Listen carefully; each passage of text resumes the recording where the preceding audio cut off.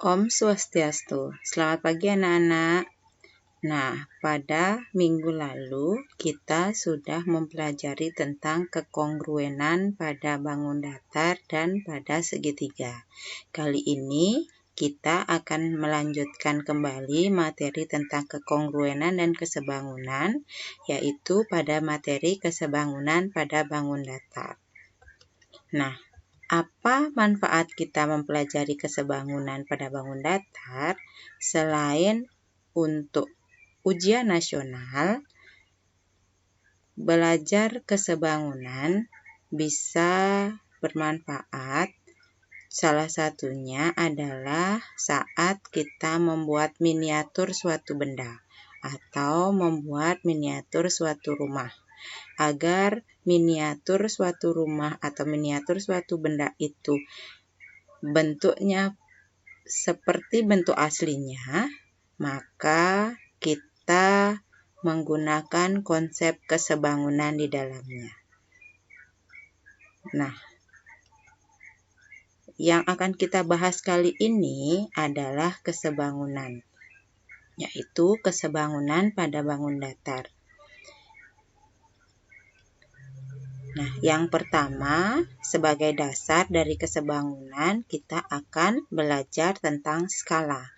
Mungkin skala ini kalian sudah pernah pelajari saat di sekolah dasar ataupun di materi yang kalian sudah pernah pelajari saat kelas 7. Kemudian, yang kedua yaitu foto dan model berskala. Yang ketiga, kesebangunan pada bangun datar. Nah, yang pertama kita akan bahas tentang skala. Sebagai dasar kita mempelajari tentang kesebangunan. Selain skala, dasar mempelajari tentang kesebangunan itu adalah materi transformasi, yaitu dilatasi. Ya.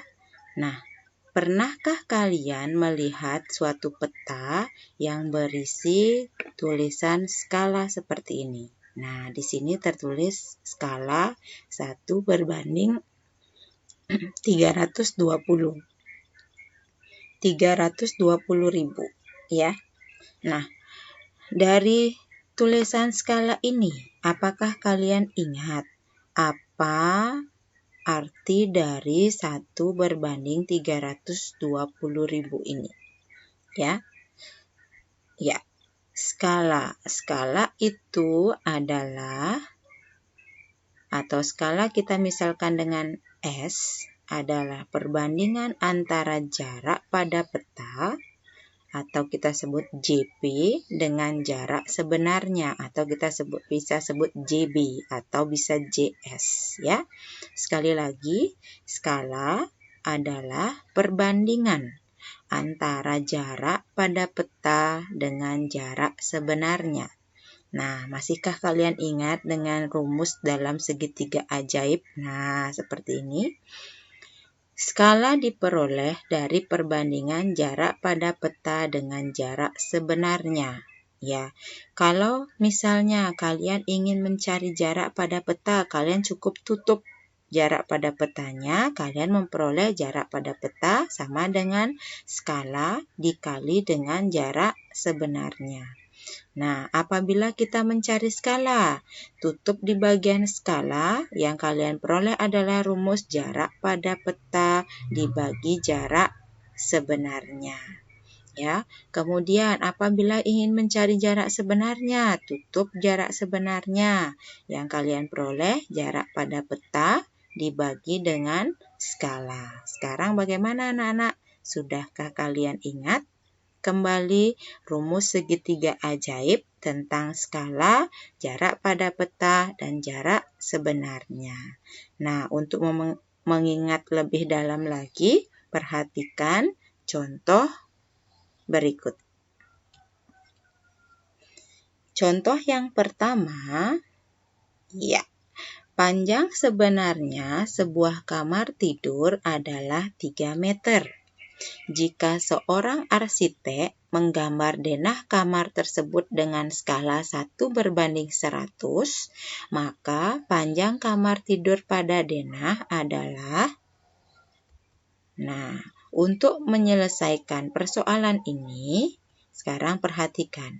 Yang diketahui adalah jarak sebenarnya, sama dengan 3 meter. Nah, masih ingatkah kalian perbandingan skala ini adalah perbandingan dalam satuan sentimeter. Jadi kita harus rubah 3 meter ini ke dalam satuan sentimeter menjadi 300 sentimeter. Kemudian yang diketahui lagi adalah skala. Skala itu 1:100 atau bisa ditulis 1:100. Kemudian, apa yang ditanya? Yang ditanya adalah panjang pada peta. Untuk mencari panjang pada peta, kita kembali lagi menggunakan rumus pada segitiga ajaib tadi. Kita peroleh panjang pada peta sama dengan skala dikali panjang sebenarnya, ya. Panjang pada peta sama dengan skala dikali panjang sebenarnya. Kemudian kita peroleh, kita ganti. Skala itu kita ganti 1:100 dikali panjang sebenarnya 300 cm. Sehingga dari sini kita peroleh panjang pada peta sama dengan 3 cm. Demikian, bisa dipahami anak-anak ya. Selanjutnya, contoh yang kedua. Nah, ada di sini rumah Emi. Pada suatu peta digambar jarak antara rumah Emi menuju ke rumah Ida adalah 7 cm. Nah, jarak rumah Emi dan rumah Ida adalah 35 km. Tetapi pada denah digambarkan dengan jarak 7 cm. Berapakah skala denah tersebut? Nah, untuk mencari skala denah, kita tuliskan dulu apa yang diketahui dalam soal. Yang diketahui adalah jarak sebenarnya, atau kita sebut di sini dengan JB. Itu sama dengan 35 km.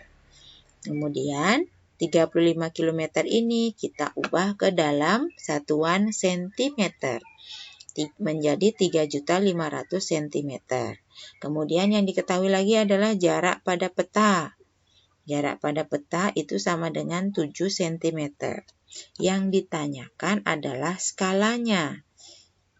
Menurut rumus segitiga ajaib tadi, skala adalah perbandingan jarak pada peta dan jarak sebenarnya. Sekarang kalian tinggal ganti. Jarak pada peta 7 cm, jarak sebenarnya 3.500.000 cm. Ini bisa disederhanakan sentimeternya. 7 disederhanakan dengan 35 sehingga diperoleh skala 1:500.000. Jadi, skala denah yang digunakan untuk menggambar rumah Emi dan rumah Ida adalah 1:500.000. Bisa dipahami anak-anak ya? Nah, selanjutnya kita akan masuk ke dalam foto dan model berskala. Nah, dasarnya tadi dalam perhitungan skala.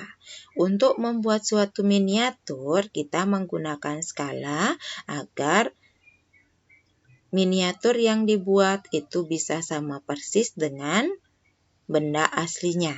Nah, sekarang perhatikan, di sini terdapat mobil miniatur.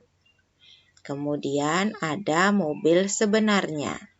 Nah, mobil miniatur ini sama persis seperti mobil sebenarnya karena dalam pembuatannya skala perhitungan setiap satuan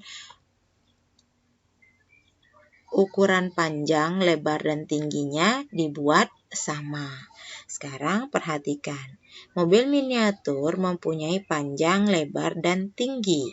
Sedangkan mobil sebenarnya juga mempunyai panjang, lebar, dan tinggi.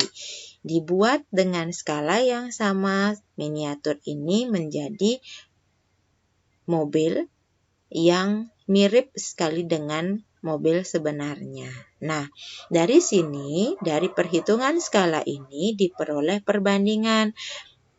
Perbandingan panjang mobil miniatur dibandingkan dengan panjang sebenarnya itu sama dengan lebar miniatur dibanding dengan lebar sebenarnya sama dengan tinggi miniatur berbanding tinggi sebenarnya. Ya, dari perbandingan ini atau dari perhitungan ini dasarnya adalah perhitungan skala, diperoleh panjang miniatur berbanding panjang sebenarnya itu sama dengan lebar miniatur berbanding lebar sebenarnya itu sama dengan tinggi miniatur berbanding tinggi sebenarnya. Ya. Bisa dipahami atau bisa juga dibalik. Kalau kalian memulai dari tinggi atau panjang mobil sebenarnya, dimulai semua dengan panjang mobil sebenarnya untuk yang di sebelah atas bisa. Panjang sebenarnya berbanding panjang miniatur sama dengan lebar sebenarnya berbanding lebar miniatur sama dengan tinggi sebenarnya berbanding tinggi miniatur. Bisa dipahami anak-anak ya? Nah, selanjutnya bisa dilihat contoh berikut. Di suatu kondisi terdapat sebuah gedung dengan tinggi 20 meter mempunyai panjang bayangan 50 cm. Nah, pada saat yang bersamaan suatu pohon dengan tinggi 8 meter mempunyai bayangan berapa sentimeter? Nah, ini bisa kita gunakan perbandingan yang tadi, ya. Untuk mencari panjang bayangan, kita bandingkan tinggi gedung dengan tinggi pohon sama dengan bayangan gedung berbanding bayangan pohon, ya. Tinggi dengan tinggi, bayangan dengan bayangan. Tinggi gedung di sini harus bayangan gedung, jangan dibalik, ya. Tinggi gedung per tinggi pohon sama dengan bayangan gedung per bayangan pohon. Atau bisa juga tinggi pohon per tinggi gedung sama dengan bayangan pohon per bayangan gedung. Jadi harus sama. Kalau gedung, pohon. Ya, sekarang kita ganti dengan bilangan yang diketahui. Tinggi gedung per tinggi pohon kita peroleh 20 meter per 8 meter. Ya, sama dengan 50 cm per kita misalkan bayangan pohon dengan X. Nah, dari sini kita bisa sederhanakan meter sama meter 20 per 8 bisa kita sederhanakan menjadi 5 per 2 atau bisa langsung dikali silang seperti ini. 20 dikali X sama dengan 20X, 8 dikali 50 sama dengan 400. Sehingga diperoleh nilai X 400 per 20. Maka nilai X itu sama dengan 20 cm. Maka bayangan pohon ini adalah 20 cm. Bisa dipahami ya anak-anak ya? Nah, selanjutnya kita masuk ke dalam kesebangunan bangun datar. Seperti halnya pada kekongruenan, dua bangun dikatakan sebangun. Ya, di sini bedanya sebangun apabila memenuhi syarat. Yang pertama, bentuknya sama. Dua bangun dikatakan sebangun apabila bentuknya sama. Berarti besar sudut yang bersesuaian sama besar. Syarat yang kedua yaitu proporsinya sama. Apa itu proporsi? Yaitu perbandingan sisi-sisi yang bersesuaian sama. Jadi dari sini bisa kita katakan bangun yang sebangun memiliki syarat bentuknya sama, yaitu sudut-sudut yang bersesuaian sama, dan proporsi atau perbandingan sisi-sisi yang bersesuaian sama. Maka dari sini kalian bisa simpulkan, jika dua bangun itu kongruen, itu pasti sebangun karena bentuk dan proporsinya sama, dan apabila bangun yang sebangun belum tentu kongruen karena panjang sisinya tidak semuanya sama. Bisa dipahami ya? Syarat dua bangun dikatakan sebangun. Ingat, bentuknya sama dan proporsinya sama. Proporsi itu perbandingan sisi-sisi yang bersesuaian, nilainya sama. Sekarang perhatikan. Bangun di bawah ini. Di sini diberikan dua buah bangun trapesium EFGH dan ABCD. Bangun trapesium EFGH mempunyai panjang sisi seperti yang diketahui, 15, FG 12, GH 9, EH 9. Sedangkan bangun trapesium ABCD diketahui panjang sisi AB 5 cm, BC 4 cm, CD 3 cm, dan AD 3 cm dengan sudut ABC itu 60 derajat. Nah, apakah dua bangun ini sebangun?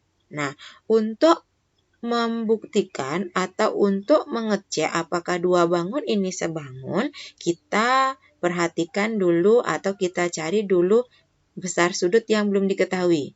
Misal, nah, seperti yang kita ketahui, jumlah sudut dalam suatu segi 4 adalah 360 derajat. Maka dari sini bisa kita peroleh besar sudut F adalah 360 derajat, kita kurangi sudut-sudut yang diketahui. Kurangi 120, kurangi 90 di sini karena siku-siku, dikurangi 90. Nah, seperti ini ya, 90, 90, 120. Maka totalnya 360 dikurangi 300 derajat. Maka diperoleh besar sudut F adalah 60 derajat. Demikian juga pada trapesium siku-siku ABCD. Diperoleh sudut C besarnya 360 derajat dikurangi 90 derajat, dikurangi 90 derajat, dikurangi 60 derajat. Sehingga diperoleh sudut C 120 derajat. Nah, apakah kedua bangun ini sebangun? Sekarang kita cari. Ya, syarat dua bangun sebangun tadi adalah bentuknya sama. Berarti ini bentuknya sudah sama. Sama-sama trapesium siku-siku. Berarti besar sudut-sudut yang bersesuaian sama besar. Nah, sekarang perhatikan. Sudut E di sini bersesuaian dengan sudut A. Itu sama-sama 90 derajat. Sudut F di sini, tadi kita peroleh sudut F adalah 60 derajat, bersesuaian dengan sudut B. Ternyata besarnya juga sama, 60 derajat. Sudut G di sini, besarnya 120 derajat, itu bersesuaian dengan sudut C, juga 120 derajat. Besarnya juga sama. Kemudian sudut H di sini bersesuaian dengan sudut D. Berarti ini besarnya juga sama, 90 derajat. Berarti satu syarat terpenuhi. Sudut-sudut yang bersesuaian besarnya sama. Untuk syarat yang kedua, apakah terpenuhi? Sekarang kita cek. Syarat dua bangun yang sebangun adalah proporsinya sama. Berarti perbandingan sisi-sisi yang bersesuaian sama. Nah, sekarang kita cari sisi-sisi yang bersesuaian adalah sisi EF bersesuaian dengan AB, EF per AB, sisi FG atau GF bersesuaian dengan BC, FG per BC, kemudian sisi GH bersesuaian dengan sisi CD, GH dan CD, itu kemudian sisi EH bersesuaian dengan sisi AD. Sekarang kita ganti dengan bilangan yang diketahui.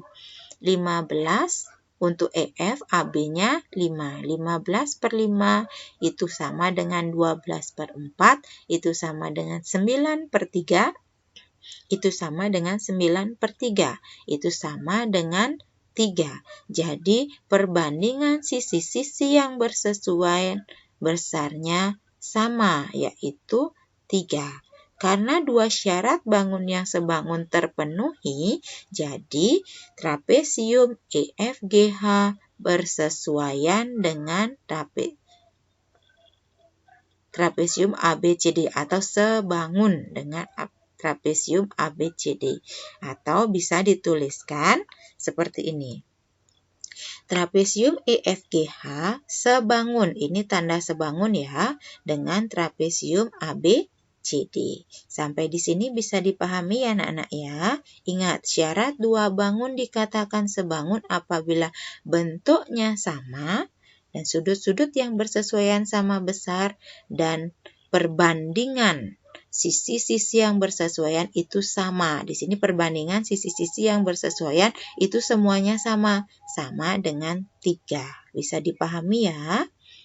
Nah, selanjutnya perhatikan contoh berikut.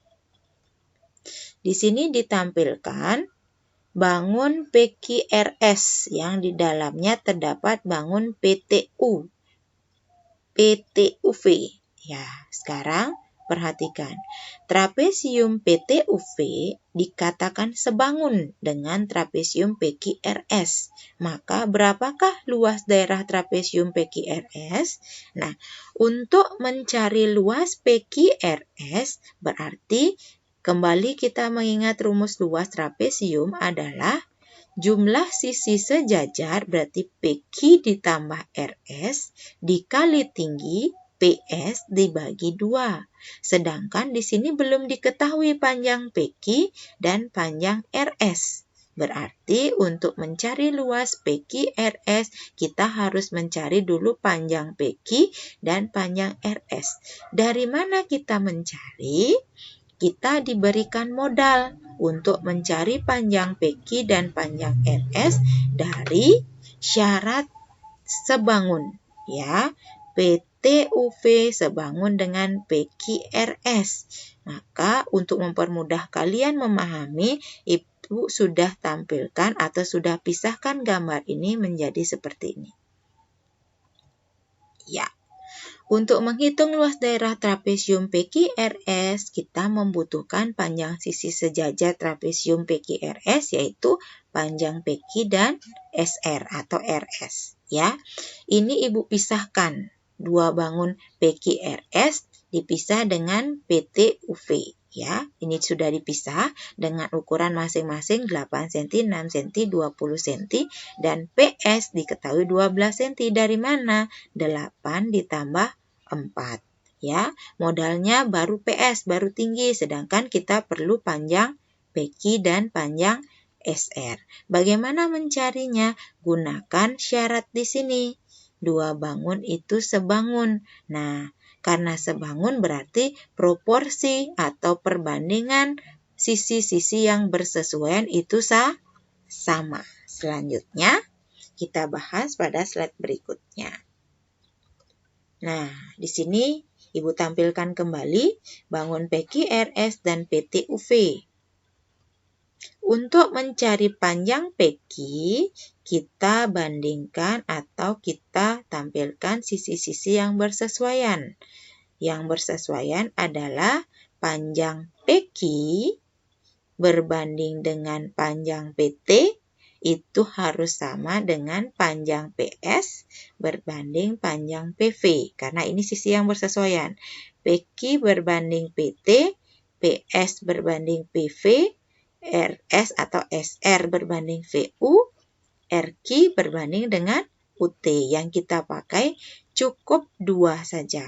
Ya, untuk membandingkan PQ berbanding PT, PS berbanding PV di sini. Sekarang kita ganti dengan bilangan yang diketahui.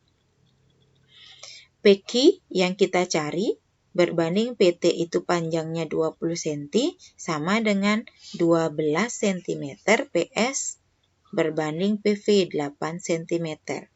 Nah, dari sini bisa disederhanakan cm dengan cm, 12 banding 8 bisa disederhanakan, sama-sama dibagi 4 menjadi 3/2. Nah, atau bisa langsung dikalikan.